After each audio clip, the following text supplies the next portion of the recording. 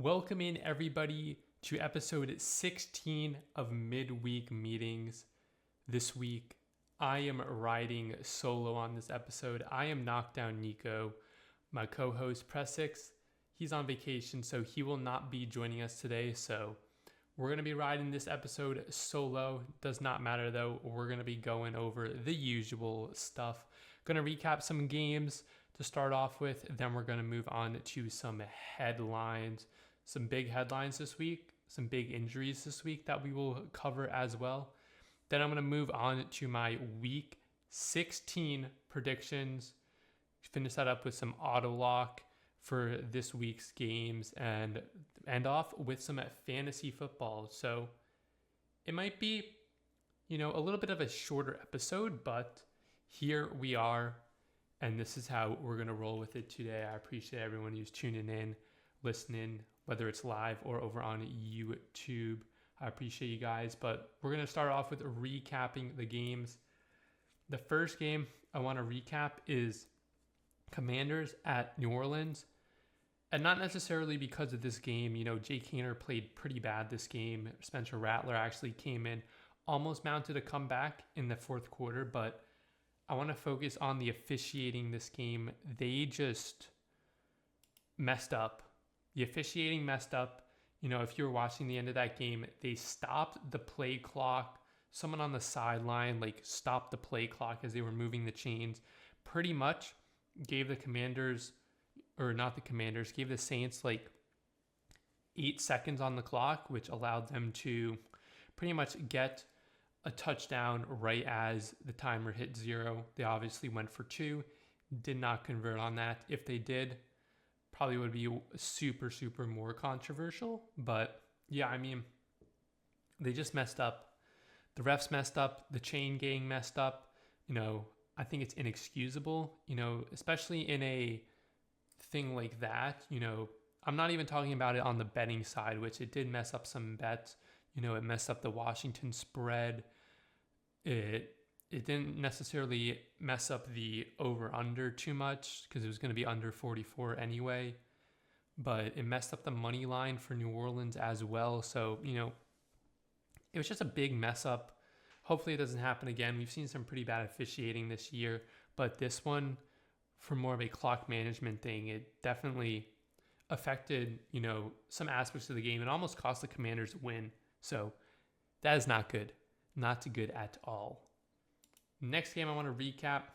Look, the Panthers, their first game since 2022 as favorites, and they go down to the Cowboys. I picked the Panthers to win this game. Maybe I was a little, too into the them being favorites and everything. But Dallas played good. Cooper Rush played good. 3 touchdowns. Rico Dowell, the Cowboys' run game all of a sudden has been picking it up. Rico Dowell with another 100-yard gain, 149 yards to be exact on 25 carries. The Panthers' defense, the run defense is bad. And, it was exploited by Rico Dowell today. And then, CeeDee Lamb and Cooper Rush were able to exploit that, in the passing game and whatnot, and be able to win. Now, for Carolina, Bryce Young, he had a little hot streak. I think it's cooled down on that hot streak. 219 yards, solid, but 1 touchdown, 2 interceptions.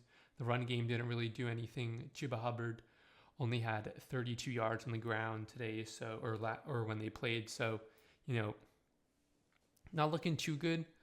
So we'll have to see how the Panthers wrap up the rest of their schedule. I don't think they win their next 2 games. They might win against Atlanta, being that Atlanta has played extremely poorly, but they're going to be in for another tough matchup, which I'll cover once we get to the predictions with Arizona and playing them. But the Panthers, they didn't look like, the Panthers that were competing, the past couple of weeks against some good teams like the Chiefs, like the Bucks, like the Eagles. So they kind of went back, I would say, to their, regular, their regular selves, the Panthers. They had a little bit of a good streak, 2 wins and then a couple close losses to some other teams, some good teams in that. But yeah, the Panthers have regressed since that little losing streak, which I would more consider a hot streak in a sense, to where they were playing really good at that point. The next game, the final game we're probably going to go over is Bills Lions. This had potential to be the game of the year. I mean, this game was absolutely insane. Jared Goff, 5 touchdowns, almost 500 yards. Josh Allen, another over 350 yards this game, 2 touchdowns. He also ran for a touchdown. Amon-Ra had almost 200 yards. We'll talk about fantasy, but my fantasy team went off this week. Ty Johnson, though, led the Bills in receiving. A little surprised about that. 5 catches. Josh Allen did distribute the ball pretty well. So, yeah, I mean, just Ty Johnson, you don't expect to be the leading receiver, especially being a running back. But the Bills played this game super good. Josh Allen looking like he's potentially going to run away with the MVP. But, they started off strong, 2 scores in the first quarter. The Lions got off to a little bit of a slow start before picking it up. And I'm honestly a little bit worried about the Lions defense. They're pretty injured on that side of the field. They lost another player to an ACL injury, I want to say it was. It was a D tackle. I'll pull up his name in a second. But, they lost another player. Their secondary's been kind of struggling, I would say, in a sense. So it has not looked good defensively these past couple of weeks for the Detroit Lions. And, we got some crucial games for Detroit coming up.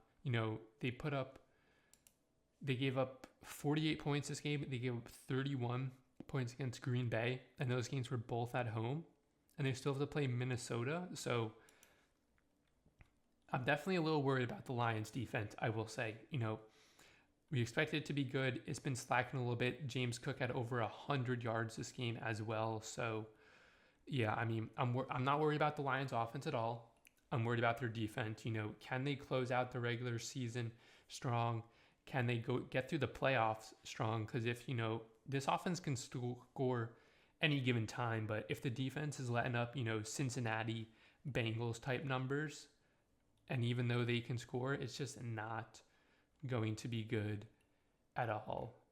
Aleem McNeil is out for the rest of the season for the Lions. That was his name, D tackle. So big loss for the Lions. Now for the Bills, I mean, it's still going to be a little bit of a tough challenge for them to get that 1 seed.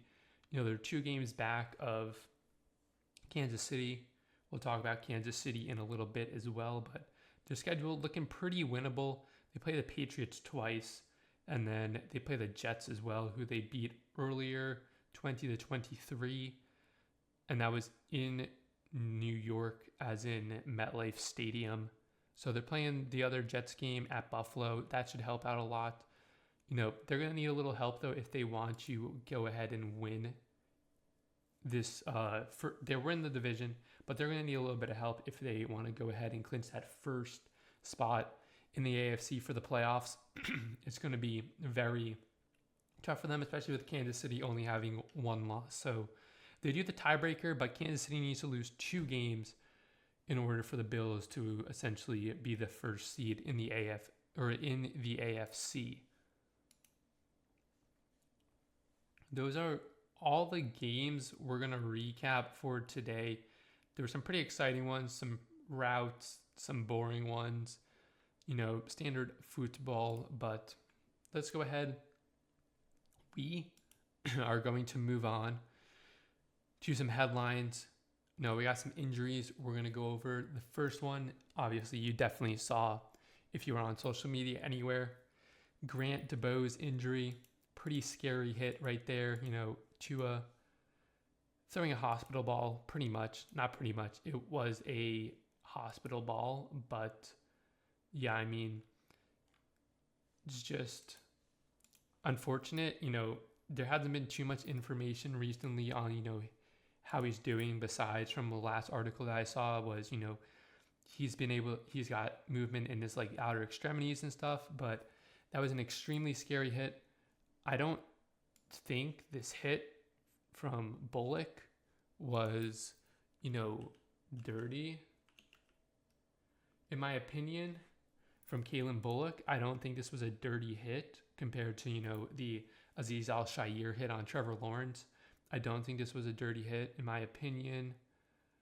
But, it's just the way he got hit, the Bows. It was just very, I forgot, you watching the replay, one of the Texans defenders just puts his hands on his helmet. He knew right away that it was really bad. So, yeah, just a very bad injury. Hopefully Grant DuBose can get, healthy soon. I doubt he's going to play another snap this year, so hopefully for next season he'll be able to recover and play. But unfortunate injury because he just came back from injury as well, from a shoulder problem that kept him out for the majority of the season, I want to say. So just very unlucky and very, unfortunate as well for them. I want to throw in here, which I didn't, Nick Chubb, broken foot, out for the rest of the season as well. Unfortunate for Nick Chubb, he was coming back from, that very bad leg injury last year. Had some good games here this season, but broken foot, he's done for the year. I don't know if it's Cleveland. I don't know if it's like a curse of Cleveland, but Nick Chubb just can't stay healthy in Cleveland. Just some bad luck for some injuries. Just seems to be injury prone, good running back, but unfortunately, he's going to go down. Jerome Ford's going to take over again as the starting running back, and we'll get into it a little later, but they're going to have a quarterback change for this week as well. So the Browns might be going in the full tank mode. We'll have to see, but it's just the Cleveland Browns are in shambles. I think people had high expectations for them this year, or not super high expectations, but potential borderline playoff expectations, and they did not meet that at all this year, without a doubt. All right, next article or next headline we're going to go over this week is going to be Patrick Mahomes injured his ankle. X-rays came back negative, but he is up in the air on if he is going to play this Saturday, in fact, against the Texans. He didn't play for a majority of that fourth quarter to it. It says he's a high ankle sprain, so, anything significant, not too bad. This article from ESPN right here says the injury isn't as severe as the similar one he received against the Jaguars 2 years ago in that playoff game. So that's some good news for Chiefs fans. For some reason, if they do put Patrick Mahomes, they rest him for a week. I don't think it's the end all be all. I don't know if they win this game against the Texans. I'll get into that with my predictions. But, I would say they're in a good spot. All they have to do is not have the same amount of losses as the Buffalo Bills. If this team, if they can rest Mahomes for a week, get him to 100%, especially with the playoffs rolling up, they got two very tough games ahead of them. They have Pittsburgh at Pittsburgh, and they also have the Broncos as well. And not to mention, they play the Texans on Saturday, and then they play at Pittsburgh on Christmas Day, which is a Wednesday. So a short week. I think the worst thing that would happen is they play Mahomes and, he re-aggravates this injury or he's not fully recovered from it, and then he can't play against Pittsburgh. I feel like playing against Pittsburgh is more of an important game in a sense to where they are at, in the playoffs and how the rest of their games are going to go. So we'll have to see what ends up happening. I think it's going to be 50-50. It's going to be a game time decision. So if you're doing any sort of fantasy or, bets or anything, just be aware of that. But Mahomes, we'll see. We'll have to see how they go. They have Wentz as the backup. So, not the worst backup in the world if Mahomes doesn't play. So They'll be in good hands, though. I just don't know if they'll get a win if Mahomes doesn't play. With the way they've been squeaking out victories, the Chiefs this entire season, I feel like without Mahomes, if this is a close game, I'm not sure if they squeak this game out against the Houston Texans. Next headline we're going to go over, David Montgomery out for the rest of the season with an MCL injury. I think it was an MCL tear to be exact. Tough loss for the Lions. They've gotten super injury prone, the Lions, over the past, just this season, especially on defense. But now you're taking out a heavy hitter in David Montgomery. That 1-2 punch. That means Jahmyr Gibbs is going to get a lot more touches. We'll have to see if they decide to have the third string running back as well. Let me find him. Craig Reynolds. We'll have to see if they put Craig Reynolds, in more and whatnot. Or if, Jahmyr Gibbs is going to have that solid RB1 type of stat or type of workload for the Lions. And, you look at this depth chart, man, it's not so much on, the offensive side, but the defensive side. They have so many players out in so many positions. It's going to be tough. I think this does affect the Lions. I don't know if it affects the Lions offense a whole lot, but it's going to definitely make it easier for defenses, on learning how to contain the Lions offense, especially the run game. They're going to more be focused on learning how to stop Jahmyr Gibbs more than having to work through that 1-2 combo. So it's definitely a big loss. I think the next couple of games Detroit plays, we'll see how it goes in route to the playoffs.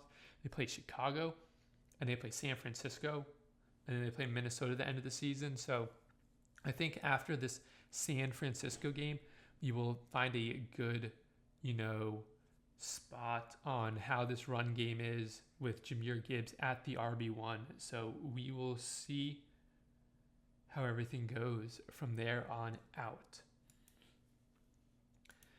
Two headlines I'm going to combine it pretty much, but we have, in fact, the Browns are benching Jameis Winston and the Titans are benching Will Levis this week.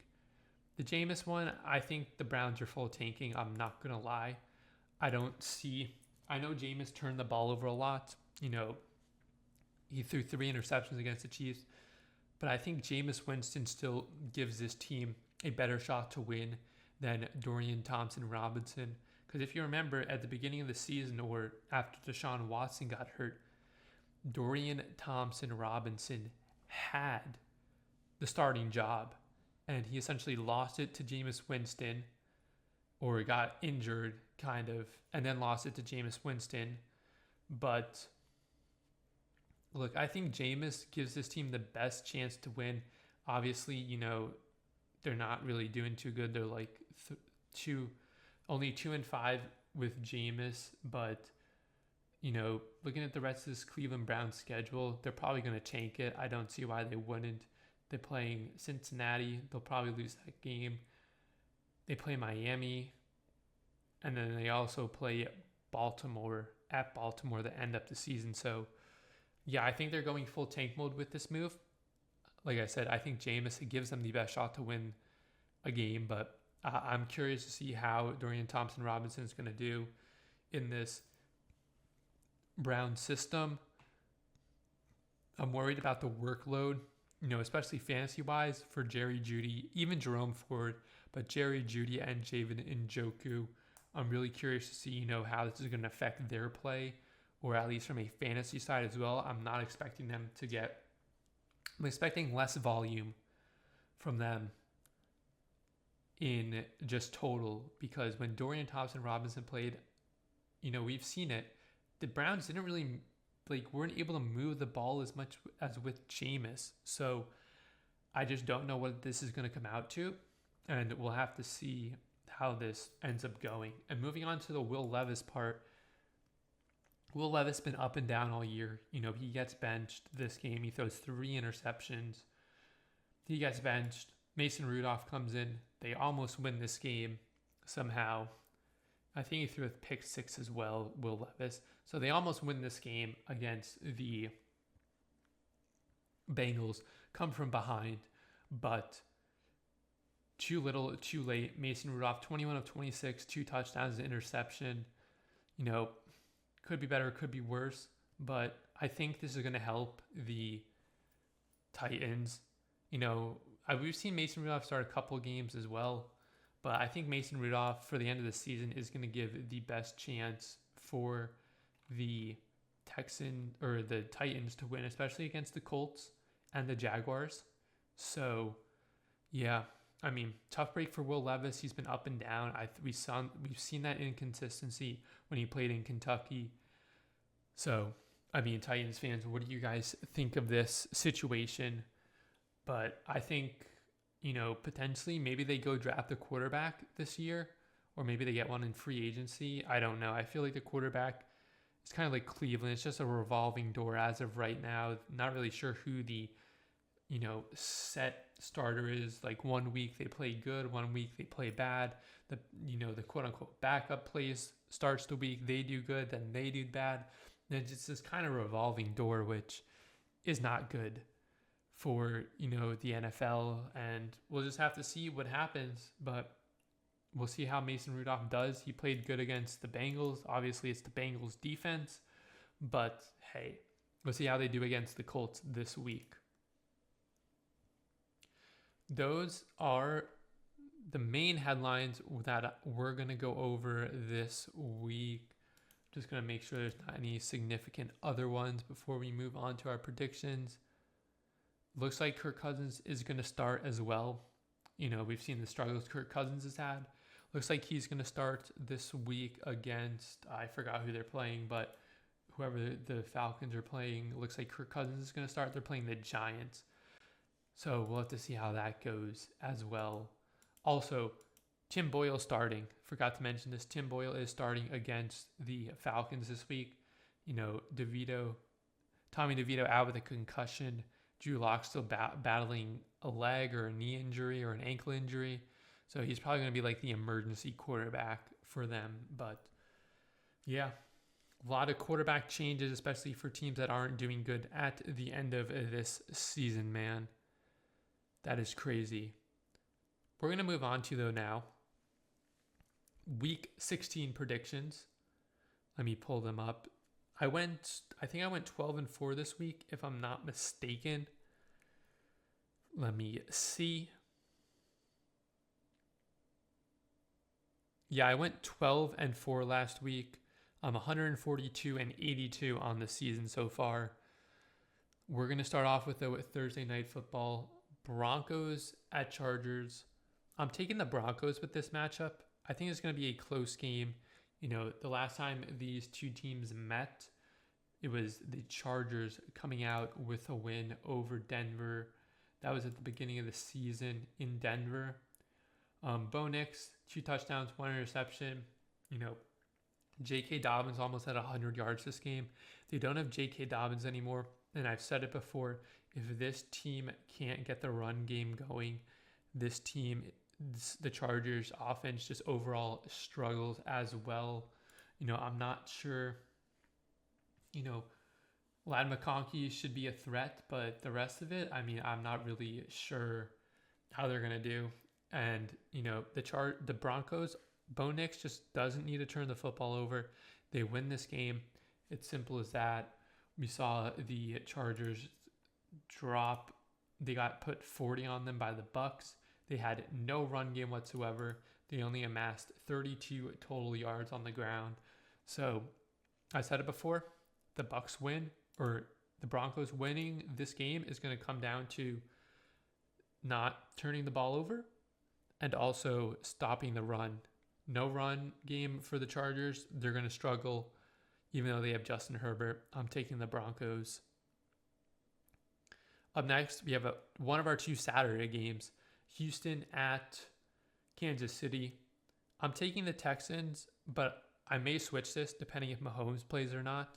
I'm going on the assumption that Mahomes is not going to play and Carson Wentz is starting. This is why I'm taking the Texans. But for some reason, if Mahomes does play this week, I'm going to switch my pick to the Chiefs.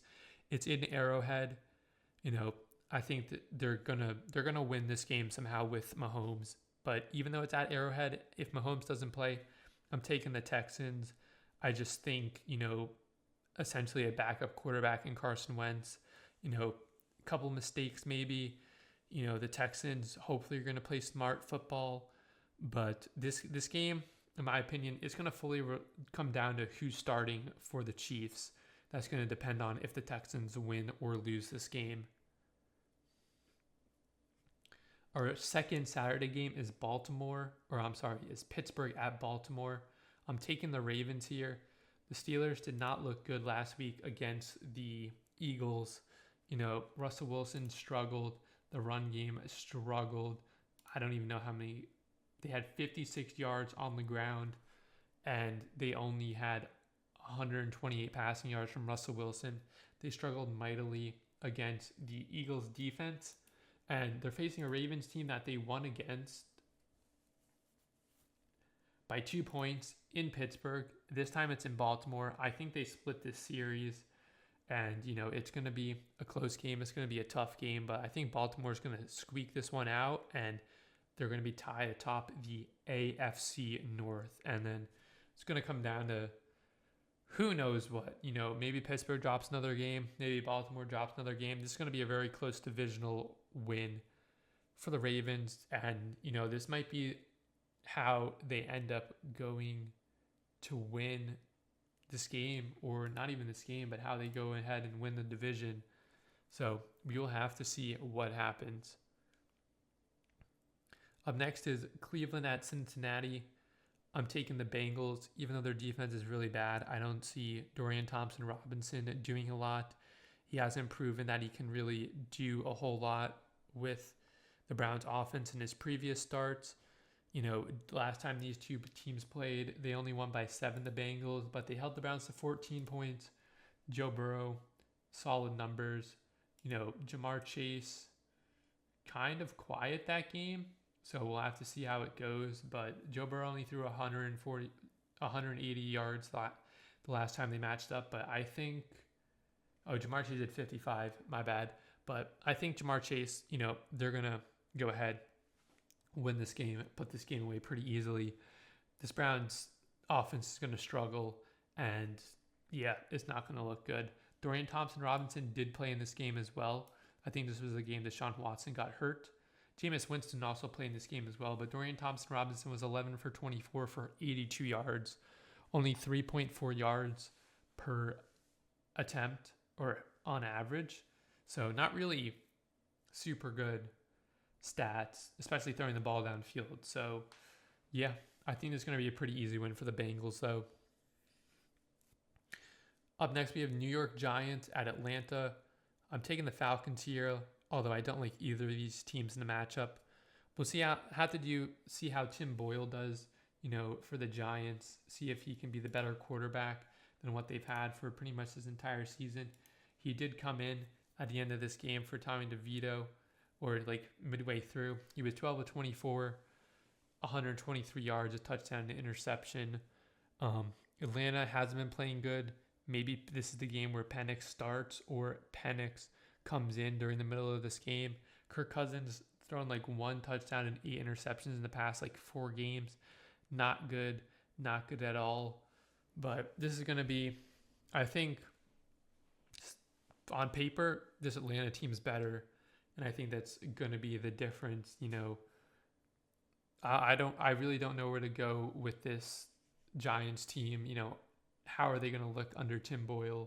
Are they going to look good? Are they going to look bad? The Falcons, they just need to play even mediocre. If they play mediocre, they'll win this game. Up next, we have Detroit at Chicago. Taking Detroit, even though they're down a lot of players because of injuries and stuff. The Bears have looked awful, ever since that bye week.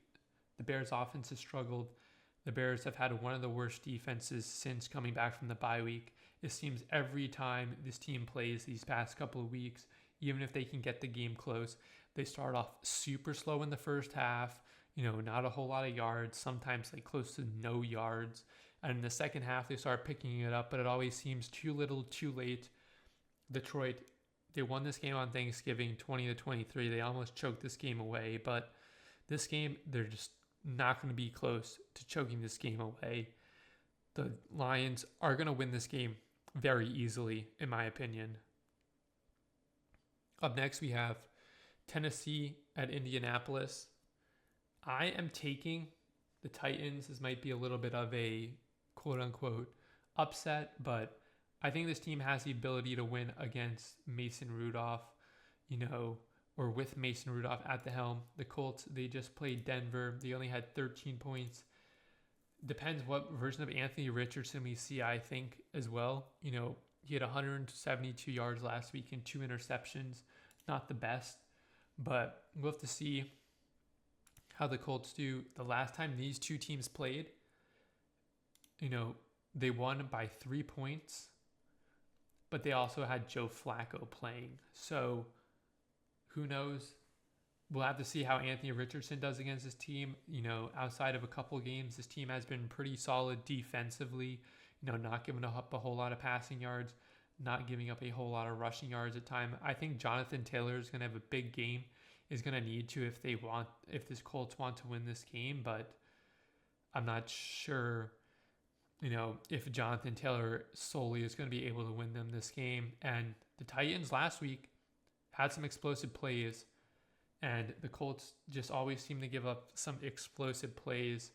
So be on the lookout for that. Maybe Tajay Spears gets a bigger role because of Tony Pollard being a little injured, or some deep shots as well. But I'm picking the Titans as well because I do like the fact that Mason Rudolph is starting this game as well. Up next, we have the Los Angeles Rams at the New York Jets. I'm taking the Rams here. They had an ugly win against San Francisco on Thursday Night Football. The Jets had a win against Jacksonville, but they gave up almost 300 passing yards to Mac Jones. Brian Thomas Jr. had 105 yards. I think Puka Nacua is going to go off this game. He's going to have a good game, even if Cooper Kupp is quiet again. I don't know if the Jets are going to be able to keep up with the Rams. This game might end up being a high-scoring game. It might end up being a low-scoring game. I'm not really sure, but I think it's going to be a good game. I just think, with how the Jets defense has been playing recently, I think they're going to struggle a little bit against this Rams offense. I think the Rams offense is going to get back on track. This is going to be a big, game for them because they're in a very close battle as well with Seattle and Arizona for that spot to win the NFC West. So this is going to be a game they're going to need to win as well. So I'm taking the Rams. Up next, we have Philadelphia at Washington. I'm taking Washington. Oh, I'm sorry. I'm not taking Washington. I'm taking Philadelphia. I think they won this matchup earlier this season. Yeah, they won this matchup earlier this season. Jane Daniels struggled a tiny bit. Saquon Barkley had a monster game. I'm expecting another monster game from Saquon Barkley. But I think this game is going to be a little closer than last time these two teams played. I think it's going to be a high-scoring game, although the Philadelphia defense has looked really good recently. So, this might be a close game, but I'm taking Philly. They've looked really good. Whatever issues they had in the passing game, hostility, beef, that all went away last week. Jalen Hurts had almost 300 yards. A.J. Brown had solid yards. He's probably going to hit 1,000 yards this game for the season. So I am taking moving on to our next game. We have Arizona. Next game is Arizona at Carolina. I'm taking Arizona. This game is going to be won by James Conner himself. He had an insane game last week. Over 100 yards. Over 110 yards. In fact, averaging almost 7 yards a carry against the Patriots.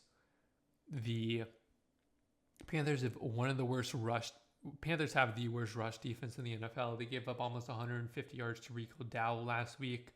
James Conner should go over 100 yards. Wouldn't surprise me if he goes for 120, maybe even 150, and a score or two. It's going to be, the Panthers are going to be playing catch up this whole game, especially, if James Conner breaks off a huge run, which he did last week. I think he will too this week. Trey McBride, will he get a touchdown? Probably not, but maybe I'll bet on that and he will get a touchdown. Either way, I think the Cardinals are going to win this game pretty easily. Up next, we have Minnesota at Seattle. Minnesota's been playing really good.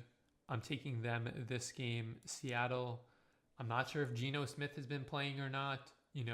They're kind of on the fence about that, seeing whether he's going to play or not. If he doesn't, it's Sam Howell. He didn't look good, playing against the Packers last week. So I think this game is closer if Geno Smith plays. I also don't even know. I'm not sure if Kenneth Walker is playing either. So that's something as well to keep in mind. But yeah, I don't think Seattle makes the playoffs if they have to win probably 2 of these next 3 games, or if all 3 of these games. If Geno Smith doesn't play, I don't think they make the playoffs in general, but I don't think they win this game either way, whether Geno Smith starts or doesn't. I'm taking Minnesota. Up next, we got a game that got flexed into the 425 slot. We have New England at Buffalo.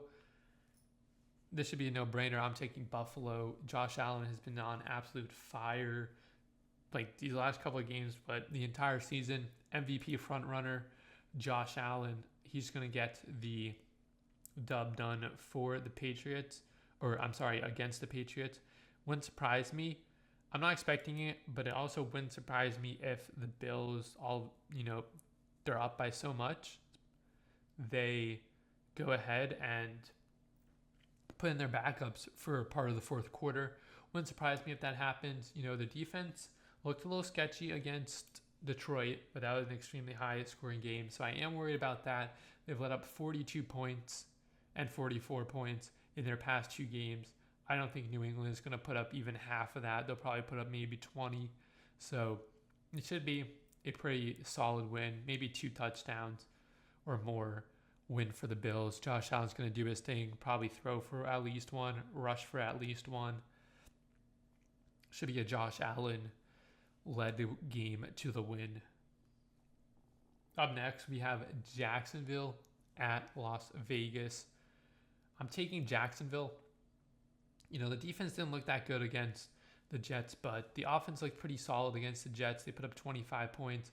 The Raiders looked extremely bad against the Falcons. Granted, Desmond Ridder played. There's a potential chance Aiden O'Connell plays again or plays this week, so maybe that gives them a little bit of life, but they couldn't stop the run. I think ETN might have a big game, but I feel like Tank Bigsby is going to have, some explosive running plays. That's going to help them get the win, if they need to. Mac Jones looked pretty decent besides some interceptions last week as well. So I think the Jaguars, I wouldn't say pretty handily, but I think they're going to win this game solidly, especially if Aiden O'Connell doesn't play. I think Ridder's going to struggle a little bit as well. So I am taking the Jaguars. Up next, we have San Francisco at Miami. Yeah, I don't know what to think of this game. I'm going to be honest. I feel like this game is such a toss-up between these 2 teams. But as of right now, I am taking the San Francisco 49ers. I think they're going to get this done. Miami, after a couple hot streaks, they've kind of quieted down offensively. Only 12 points last week. Tua struggled against the Texans defense last week. We just saw a Niners team that lost essentially, but the defense didn't give up a single touchdown. They gave up 4 field goals against a pretty, high-powering Rams offense that put up 44 points the week before against a really good opponent. So I think, this might be a little bit of a struggle game in a sense. I think Garendo being fully healthy or, close to being fully healthy should help as well. Maybe this is a game Debo Samuel breaks out. Tyreek Hill, maybe has a good game as well. We'll have to see. There's a lot of injuries on both sides as well. So it's just going to be we'll wait and see game. I think George Kittle is going to have a pretty solid game though as well. But I'm taking the San Francisco 49ers. Sunday Night Football, we have Tampa Bay at Dallas. I'm taking Tampa Bay. The Bucs have looked good. It looks like they're going to be in prime position to win this division potentially. They're on a 4-game winning streak. They dismantled a pretty solid Chargers defense. They dropped 40 on this team. Mike Evans had a big game. We're still on track to see if Mike Evans can get to 1,000 yards this season. I think he's going to have over 100 yards against the Cowboys. He needs like 83 a game to reach 1,000 by the end of the season. So be on the lookout for that. Bucky Irving should have a solid game as well. So should Rashard White. I think it's going to be pretty much, I think this game might be a little high scoring, but I think the Tampa defense is going to, lock in a little bit and just clamp the Cowboys, who, they beat Washington, but outside of that, the past couple plays, they beat the Giants and the Panthers, two not so good teams. So I am going to take the Bucs. Baker's been on fire. He's going to continue with that as well. Monday Night Football, our final game of Week 16, we have the Saints at the Packers. I'm taking the Packers. This should be all Green Bay. I'm not sure if Derek Carr is playing. I'm not sure. I think he is not playing. This says he is unlikely to play the rest of the season. So it looks like they are turning to either Jake Haener or Spencer Rattler. I'm not sure who they're going to start. Either way, I don't really think they have a chance. We saw what Green Bay did against Sam Howell and Seattle, and even against Geno Smith before he got hurt. This team's going to struggle. Josh Jacobs is going to have a pretty good game as well. It's going to be rough for Saints fans. It's going to be rough. Alvin Kamara also got injured that game, so I don't even know. He's questionable if he plays or not. So Kendre Miller might get, a load of hand, workhorse for this week. So yeah, it's not looking good for Saints fans. They're going to definitely, drop this game. I don't see how they don't drop this game. I'm not going to lie. Packers have been playing really good. It's a shame that they're 10-4 and they're third in their division and looking at like a 6th seed in the wild card or something. So it's going to be tough. It's going to be unfortunate, but they played solid.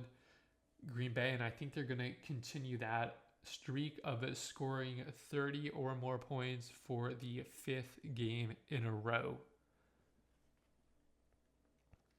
Those are my Week 16 predictions. Should be solid. Let me go over my auto lock for this week. I'm going to choose actually Green Bay over New Orleans. I feel like this should pretty much be an instant lock. If you don't think that's going to be it, you can also choose New England to lose to Buffalo. I feel like those two are pretty much guaranteed wins for both Green Bay and Buffalo. Don't see how they lose either of those games, unless like the world literally, splits in half. But yeah, those are my auto locks.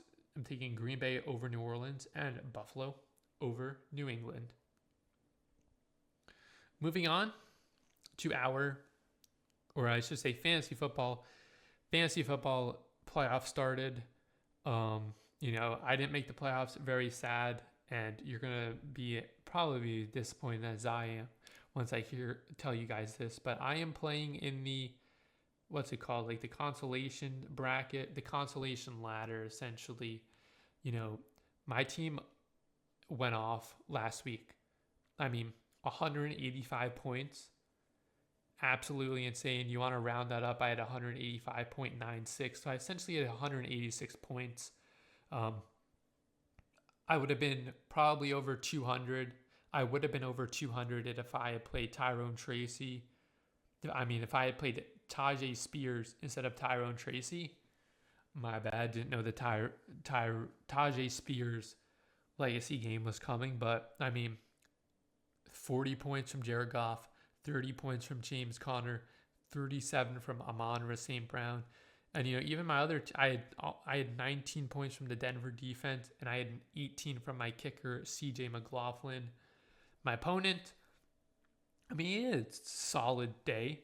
He put up 92 points, but I just had such an amazing week that, in fact, I'm up like 80. I'm up like 93 points on this guy. So the person I'm facing. So, he's going to need a legit insanity run from his players this week in order to have a shot. And I don't think that's going to happen. I think even if I have a mediocre week for my players, I still get this win. But even on that flip note, this week, I'm projected for 124.4 points. That's not including the already 185 that I have. So, I'm expecting to essentially go off again, I would say. So we'll have to see what happens, though. I'm pretty sure I'm going to move up in this prizing bracket, not the power rankings, but the playoff bracket as well. So we'll see what place I'll be playing for next week. If you guys are curious about Pressic's fantasy team, he is up. Actually, let me pull it up real quick. He is up 155 to 87, essentially, decimal points here and there. He had a solid week as well. I think this week, actually, let me look at his team. This week, he's projected for 126 points. So, not bad.